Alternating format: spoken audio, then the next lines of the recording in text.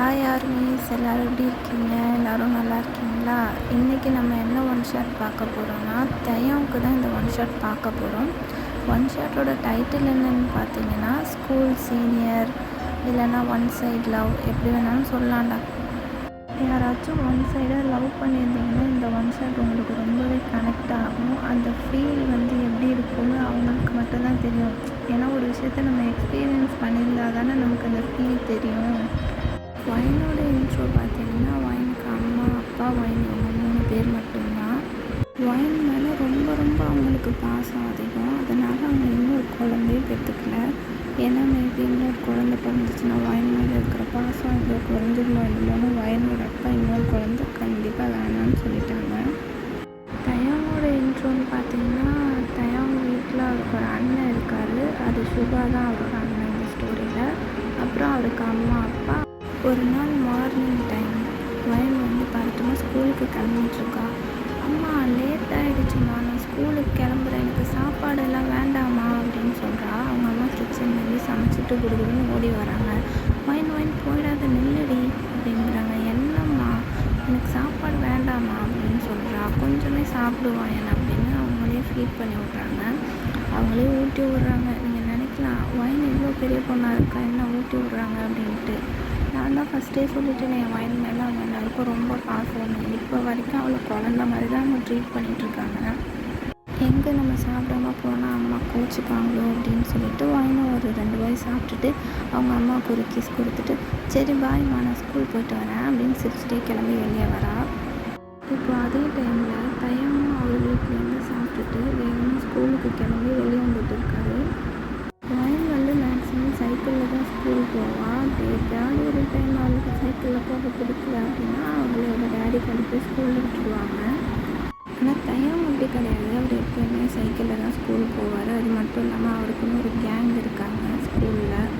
அவரோட friends gang அவரே வரலனாலும் மெனக்கட்டு வீட்டுக்கு கூட்டிகிட்டு போவாங்க. ஜாலியாக எல்லோரும் சிரிச்சுட்டு பேசிட்டு ஹாப்பியாக போயிட்டுருப்பாங்க.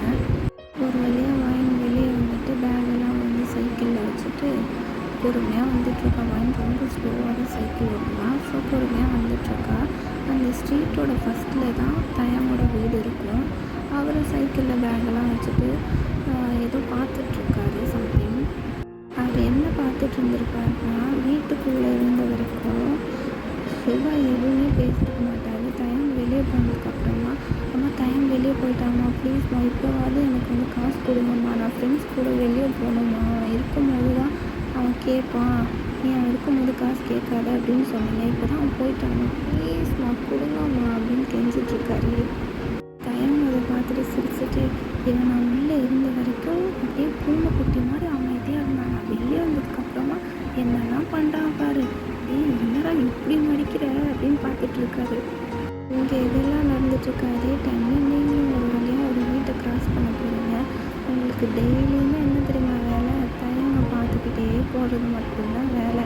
ஏன்னா தயமை பார்க்கும்போது உங்களே அறியாமல் உங்கள் மனசுக்குள்ளே ஒரு மாதிரி ரொம்ப ஹாப்பியாக ஒரு ஃபீல் என்னன்னே உங்களுக்கு சொல்ல தெரியல, ஆனால் ரொம்ப ஹாப்பியாக இருக்கும்.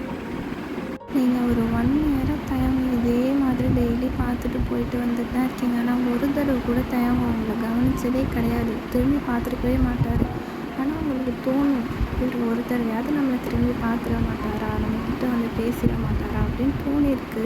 ஆனால் நீங்களே ரியாலிட்டியை யோசித்து பார்த்துட்டு இதெல்லாம் எங்கே நடக்க போகுது அப்படின்ட்டு நீங்கள் பாட்டுக்கு சேடாக அப்படியே போயிடுவீங்க. ஏன்னா உங்களுக்கு நல்லாவே தெரியும், உங்களுக்கு ரொம்ப பயம். ஏன்னா நம்ம சொன்னாலே நம்மளை பற்றி அவங்களுக்கு தெரியுமான்னு தெரியாது. நம்ம சொல்லாமல் அவங்க நம்மளை பார்த்து புரிஞ்சுக்கணும், நம்மக்கிட்ட பேசணும் அப்படின்னு நினைக்கிறதுலாம் கொஞ்சம் பைத்தியக்காரத்தனமாக தான் இருக்கும். ஆனால் என்ன பண்ணுறது, தயாவை தான் ரொம்ப பிடிச்சிருக்கு. அவருக்கு எனக்கு பிடிக்கலன்னா என்ன, எனக்கு அவரை பிடிச்சிருக்கு. நான் மட்டும் அவரை லாஸ்ட் வரைக்கும் பார்த்துக்கிட்டே இருப்பேன். என்னைக்காச்சும் ஒரு நாள் அவருக்கு அது தெரிய வரும்போது அவர் என்கிட்ட பேசுவார். அது போதும் எனக்கு. அவர் பேசவே இல்லைனாலும் பரவாயில்ல, நான் எப்படியே பார்த்துட்டு ஹாப்பியாக இருந்துடுவேன். இப்படி நீங்கள் நிறையா திங்க் பண்ணிக்கிட்டே ஸ்கூல் போகிறீங்க. ஸ்கூல் போனால் எப்பயும் போல தான், உங்களுக்கு பெருசான ஃப்ரெண்ட்ஸ் எல்லாம் கிடையாது. ஏன்னு தெரியல, நீங்கள் ரொம்ப சைலண்ட்டாக இருக்கிறதுனாலயா என்ன காரணம்னு தெரியல, ஆனால் யாரும் உங்கள் கூட அவ்வளோவா ஜெல்லாக மாட்டாங்க. ஆனால் உங்களுக்கு ரொம்ப ஆசை இருக்கும், நமக்கும் நிறைய ஃப்ரெண்ட்ஸ் எல்லாம் இருக்கணும், அவங்க கூட ஜாலியாக பேசுவோம், மித்த கேங்லாம் எப்படி ஹாப்பியாக இருக்காங்க அந்த மாதிரி நம்மளும் ஜாலியாக இருக்கணும் அப்படின்னு உங்களுக்கு தோணும். ஆனால்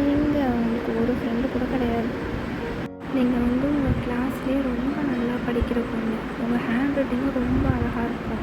அதனாலே ஏதாச்சும் ப்ராஜெக்ட்டு இல்லை ஏதாவது ஹோம் ஒர்க்கு கொடுத்தாங்கன்னா உங்கள்கிட்ட வந்து வாயங்க எனக்கு வந்து இந்த ஹோம் ஒர்க் முடிச்சு கொடு, இல்லைன்னா நீ எழுதுனதை கூட பார்த்து நான் காப்பி பண்ணிக்கிறேன், இந்த மாதிரி கேட்டு மட்டும்தான் உங்கள் கிளாஸில் உள்ளவங்க உங்களை தேடி வருவாங்க. இல்லைன்னா வயனுன்னு ஒரு ஆள் இருக்கிறதே அங்கே யாருக்குமே தெரியாது. இங்கே நிறைய பேர் அப்படி தான். இல்லை, ஒருத்தவங்களுக்கு நம்ம தேவைப்பட்டால் நம்மளை தேடி வருவாங்க, இல்லைன்னா நம்ம ஒரு குப்பையாக கூட மதிக்க மாட்டாங்க. நீங்கள் இப்படியே ரொம்ப சேடாக இருந்துகிட்ருக்கும்போது கிளாஸில் திடீர்னு ஒரு பொண்ணு உங்ககிட்ட வந்து பேசுகிறா. என்ன யாரும் நம்மக்கிட்ட பேச மாட்டாங்களே, இவன் என்ன திடீர்னு வந்து பேசுகிறா, என்ன வேணும் அலிசா அப்படின்னு அவகிட்ட கேட்குறீங்க. மைண்ட் எனக்கு எதுவும் வேணாம், நான் ஜஸ்ட்டு உன் கூட ஃப்ரெண்டாக இருக்கணும் மட்டும்தான் பேச வந்தேன், நீ எதுவும் தப்பாக நினச்சிக்கல, ஏன் அப்படி என்னை பார்த்த உடனே உனக்கு ஏதாச்சும் வேணுமான்னு கேட்ட அப்படின்னு அவங்கக்கிட்ட கேட்குறான். அதுக்கு உடனே வாயணும், இல்லை இல்லை சாரி, நான் வந்து தப்பாக கேட்டுட்டேன்னா, சாரி அலிசா, நான் வந்து நீ ஏதாவது என்கிட்ட கேட்டு தான் வந்திருக்கியோ அப்படின்னு நினச்சிட்டேன். கடைசியில் நீ என் கூட ஃப்ரெண்டாக இருக்கலான்னு வந்து எனக்கு ரொம்ப ஹாப்பியாக இருக்குது. சரி, இன்னையிலேருந்து நீனும் நானும் ஃப்ரெண்ட்ஸ், ஓகேவா?